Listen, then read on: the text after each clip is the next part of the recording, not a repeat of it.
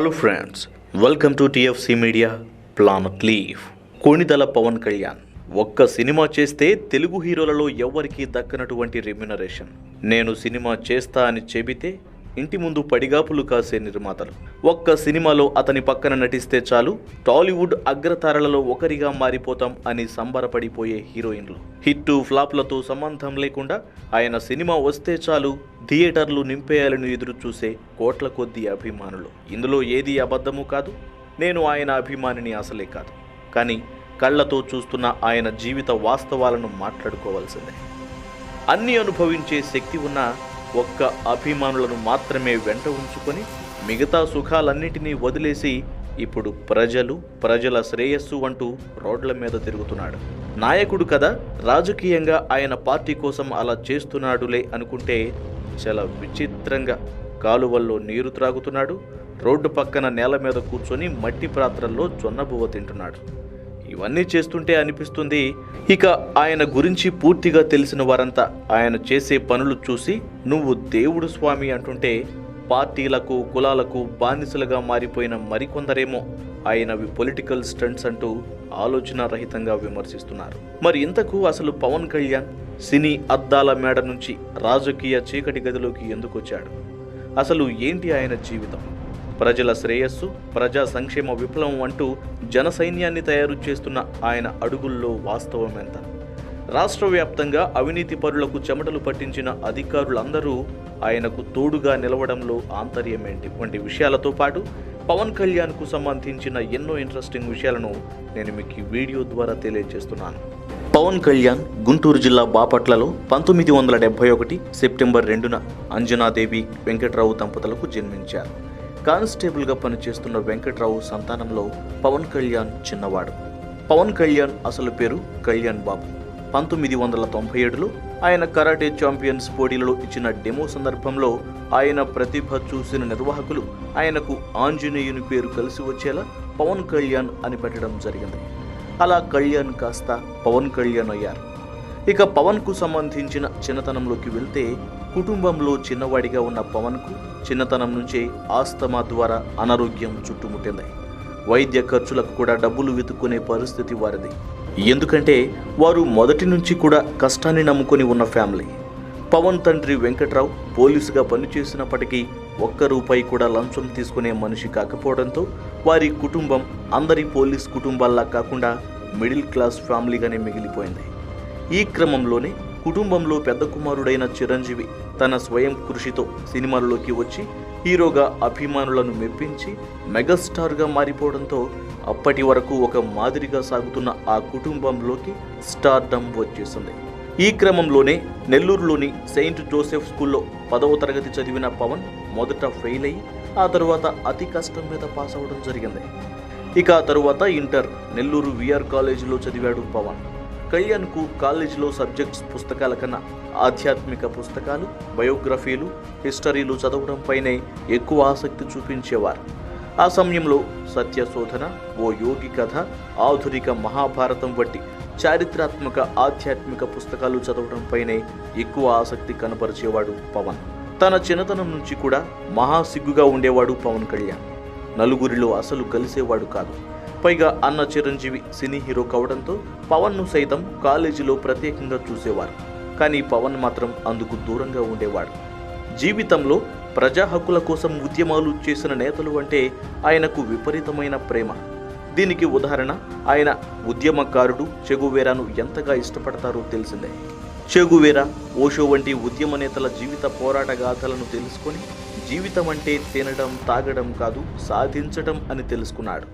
ఇంటర్లో మొదట ఫెయిల్ అయ్యి బాధను అనుభవించినా కానీ జీవితం అంటే చదువు ఒక్కటే కాదు, సాధించాలంటే చదువు మాత్రమే సరిపోదు అని అన్నలు చిరంజీవి, నాగేంద్రబాబు ద్వారా తెలుసుకొని జీవితంలో కష్టపడి విజయాలు సాధించిన లియోనార్డో డావిన్సీ వంటి మల్టీ టాలెంటెడ్ సైంటిస్టుల జీవితాల ద్వారా ప్రభావితం చెంది పలు రకాల కళల అభ్యాసనకు ప్రయత్నించాడు. సంగీతం, foreign languages, drawing, electronics, computer programming, martial arts ఇలా ఎన్నో రకాల కోర్సులలో చేరిన ఆయనకు ఏదీ సంతృప్తిని ఇవ్వలేదు. ఇలా కాలం గడిచిపోతున్న సమయంలో తాను ఏం చేస్తే బాగుంటుంది అని ఆలోచిస్తున్న పవన్కు పవన్కు తల్లిదండ్రుల సమానులైన అన్న చిరంజీవి, వదిన రేఖ ఇద్దరు వారింట్లో కూర్చోబెట్టుకొని నువ్వు హీరోగా చెయ్యి అని అనగా నలుగురిలో మాట్లాడటానికి సిగ్గుపడే నేను ఇక యాక్టింగ్ అంటే నా వల్ల కాదు, పోనీ డైరెక్షన్ డిపార్ట్మెంట్లో జాయిన్ అవుతా అని చెప్పడంతో అందుకు చిరు నిరాకరించాడు. పవన్ యాక్టింగ్ వైపు మొగ్గు చూపేలా చేసి చాలామంది టాలీవుడ్ యాక్టర్లకు యాక్టింగ్ గురువైన సత్యానంద్ గారికి ఫోన్ చేసి వైజాగ్లోని సత్యానంద్ యాక్టింగ్ స్కూల్కి పంపించడం జరిగింది. మొదట్లో నటన నేర్చుకోవడం కళ్యాణ్కు ఇబ్బందిగా మారగా మహాసిగ్గరి అయిన కళ్యాణ్కు యాక్టింగ్ నేర్పడం సత్యానంద్కు తలకు మించిన భారంగా మారింది. కానీ టాలెంట్ ఉన్న వారిలో యాక్టింగ్ రాబట్టుకోవడం ఎలాగో తెలిసిన సత్యానంద్ మాస్టర్ పవన్ను 3 చెరువుల నీళ్లు తాగించి ఆయనలోని నటనను రాబట్టి యాక్టింగ్ స్కిల్స్ పూర్తిగా నేర్పించాడు. యాక్టింగ్ మెలకువలు నేర్చుకున్న పవన్ 1996లో బావ అయిన అల్లు అరవింద్ సినీ నిర్మాణ కంపెనీ గీతా ఆర్ట్స్ ద్వారా అక్కినేని నాగార్జున మేనకోడలు సుప్రియ హీరోయిన్గా, అక్కడ అమ్మాయి ఇక్కడ అబ్బాయి అనే యూత్ఫుల్ లవ్ స్టోరీతో నటనకు శ్రీకారం చుట్టారు. ఇక ఈ సినిమా షూటింగ్ తొలి రోజుల్లో పవన్కు ఆ జనాలు, లైటింగ్, మేకప్ ఇవన్నీ కొత్తగా అనిపించి దేవుడా ఇదే నా చివరి సినిమా కావాలి అని అనుకున్నాడు. కానీ తెలుగు ప్రజల మధ్యలో ఒక స్టార్గా వెలుగొందేవాడు పవన్ కళ్యాణ్ అని భగవంతుడు ముందే రాసి పెట్టడంతో సినిమాకు దూరంగా ఉండాలి అన్న పవన్ ప్రయత్నాలు నెరవేరలేదు. ఇక తొలి సినిమా రిలీజ్ అయ్యి పవన్కు మంచి పేరు తీసుకొచ్చింది. ఇక ఆ తర్వాత కొద్ది కాలానికే గోకులంలో సీత, తొలి ప్రేమ, తమ్ముడు, బద్రి, ఖుషి వంటి సూపర్ హిట్ సినిమాలతో యువతలో మంచి క్రేజ్ ఉన్న యాక్టర్గా పేరు తెచ్చుకున్నాడు పవన్. యాక్టింగ్ కెరీర్ ఊపందుకుంది. చిరంజీవి తమ్ముడు అనే స్థాయి నుంచి పవర్ స్టార్ అనే బిరుదు సంపాదించుకునేలా సినీ రంగంలో రాణించాడు. కానీ ఖుషి తరువాత తాను దర్శకత్వం వహించిన జానీ సినిమా ఫ్లాప్ అవడంతో ఆ తర్వాత కొన్ని సంవత్సరాల వరకు సరైన హిట్ రాకపోయినా తన వరకు కొన్ని యూనిక్ స్టైల్స్ను కలిగి ఉన్న పవన్ సినిమా ఎప్పుడు వచ్చినా అభిమానులు థియేటర్లు నింపేసేవారు.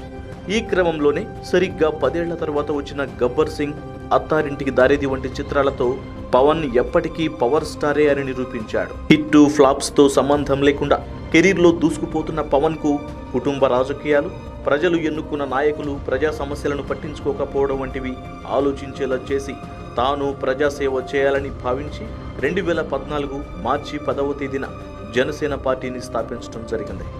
ఆ తర్వాత పార్టీ పూర్తి బలోపేతం కానందున మొదట టీడీపీకి సపోర్ట్ ఇచ్చి 2014 సార్వత్రిక ఎన్నికల్లో చంద్రబాబు నాయుడు ముఖ్యమంత్రి కావడంలో ప్రధాన పాత్ర పోషించారు పవన్ కళ్యాణ్. సపోర్టు చేశా అని టీడీపీ ఎలా పాలించినా అందుకు అంగీకరించలేదు. పవన్ న్యాయాన్ని మెచ్చాడు.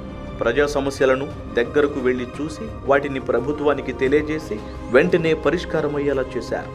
శ్రీకాకుళంలోని ఉద్దానం ప్రాంతంలో ఆరోగ్య సమస్యలు పరిష్కరించారు. పశ్చిమ గోదావరి జిల్లాలోని 800 కోట్ల విలువ చేసే Godavari mega aqua food park వలన చుట్టుప్రక్కల ప్రాంత ప్రజలకు జరిగే నష్టంపై పోరాటం చేశారు. అలాగే నవ్యాంధ్ర రాజధానిలో పొలాలను పోగొట్టుకున్న రైతులకు ఏ విధంగా న్యాయం జరుగుతుందో చూసి ప్రజా సమస్యలపై పోరాటం చేశారు. రాజకీయంగా ఏ పదవి లేకుండానే అనేక ప్రజా సమస్యలపై పోరాడి పరిష్కరించిన ఘనత పవన్ కళ్యాణ్ సొంతమని చెప్పాలి. ఇప్పుడు పవన్ కళ్యాణ్ అటు మద్దతిచ్చిన టీడీపీని, ప్రతిపక్ష వైసీపీకి సవాలు విసురుతూ బలమైన పార్టీలకు తీటుగా జనసేన పార్టీలో అభ్యర్థులను దింపి 2019 సార్వత్రిక ఎన్నికల్లో విజయం కోసం ప్రచారంలో మునిగిపోయారు. పవన్ కళ్యాణ్ ఒక మతానికి కానీ ఒక కులానికి కానీ పరిమితం కాదు, ఒక మనిషిగా ప్రజా సంక్షేమం కోరుతున్నాను అని ఆయన పిలుపునివ్వడం జరిగింది. కోట్ల రూపాయల ఆదాయం ఉన్న పవన్ తలచుకుంటే రాజభోగాలు అనుభవించవచ్చు అనేది అందరికీ తెలిసిన వాస్తవం. కానీ అన్నిటికీ దూరంగా సాధారణ వ్యక్తి వలె ప్రజల్లో తిరగడం, సాధారణ జీవితాన్ని గడపడం పవన్కు మాత్రమే సొంతమైంది. ఇక పవన్ వైవాహిక జీవితం విషయానికి వస్తే 1997లో మొదట నందినిని, రెండవసారి రేణుదేశాలను పెళ్లి చేసుకొని వారికి విడాకులు ఇచ్చి ప్రస్తుతం అన్నా లెజినోవాతో వైవాహిక జీవితం కొనసాగిస్తున్నారు పవన్. పవన్కు 2 కుమారులు, 2 కుమార్తెలు ఉన్నారు.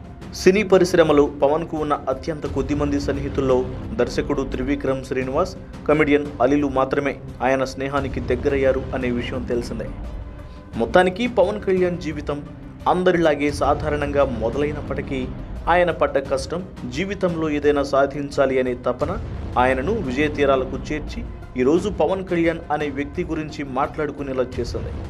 ఇది ఫ్రెండ్స్ పవన్ కళ్యాణ్ జీవిత చరిత్రకు సంబంధించి నేను మీకు అందిస్తున్న సమాచారం. మీకు ఈ వీడియో నచ్చినట్లయితే లైక్ చేయండి, షేర్ చేయండి. ఇలాంటి మరిన్ని ఇంట్రెస్టింగ్ విషయాలను తెలుసుకోవడానికి మీరు మా ప్లానెట్ లీఫ్ ఛానల్ను సబ్స్క్రైబ్ చేసుకోవడం మర్చిపోకండి.